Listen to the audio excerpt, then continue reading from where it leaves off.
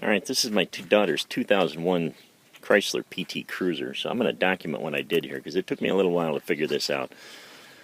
What she's got going on, the car has this habit of overheating if you stand still for too long because that fan assembly, I'm guessing, has gone bad. I don't really have any way of testing it. I'm just a backyard shade tree kind of guy. But I couldn't figure out how to get that thing out of there until it finally dawned on me. I took the grill out. It's just held by, see, 1, 2 7mm bolts on each side. And then mine, right in the center here, has a number 2 Phillips head. And then I took out these bolts. There's 1, 2, 3, and then 3 on the other side. And this is all just a one-piece core support. Once I take out this little thing in front, I don't even know how to describe that, piece of threaded rod with a nut on it, I'm just going to bend that back. And when I peel off this weather seal, this whole thing is just going to come right off the top of the radiator. And that's how I'm going to get that out. I'm just going to tilt the radiator forward.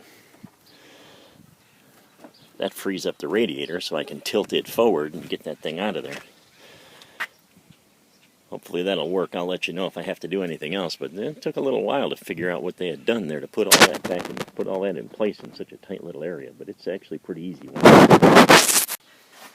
Alright, we had to move this project inside because the weather's gone south on me, but still, I had to hook the radiator hose back up. But I pulled the air cleaner box out, and we took the battery out, and we're taking the battery platform out so that we can get at the bottom side of this fan on the driver's side. The air cleaner box was the part that didn't give me problems. I just had no idea. You take that hose clamp off there, and then it's just pressed down into those little rubber grommets. There's 2 of them. It feels like there's a fastener holding it in place, but there's not. You just have to pull up on it and the whole thing comes out.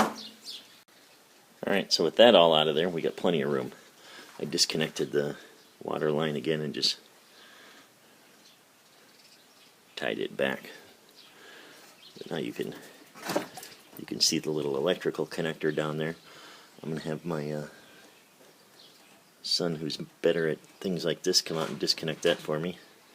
And then there's 6 bolts, 10mm, that hold this fan on. We're going to pick it up and lift it out of there. Alright, there, we got it loose. There were 2 bolts on the bottom, 2 on the side, and 2 on the top. Go ahead and slide that out of there. Hold that radiator back, Luke.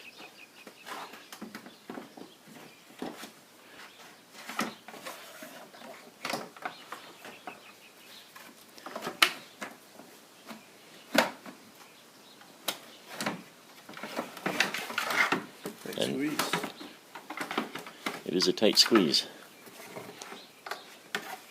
And there she is. That's about all there is to it. Total time, we had to jack the car up on the driver's side to get at the electrical connection. But total time is really only about an hour to get that thing out of there.